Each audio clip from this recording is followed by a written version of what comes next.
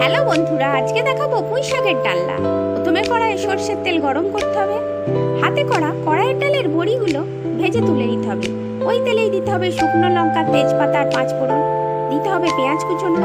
পুঁই শাকের ডাঁটা ও পাতাগুলো দেওয়ার পর দিতে হবে সরু সরু করে কাটা আলু, ডুমো ডুমো করে কাটা কুমড়ো আর বেগুন, ঝিঙে, কচু। দেওয়ার পর নাড়াচাড়া করতে হবে পরিমাণ মতো নুন আর হলুদ গুঁড়ো দিয়ে।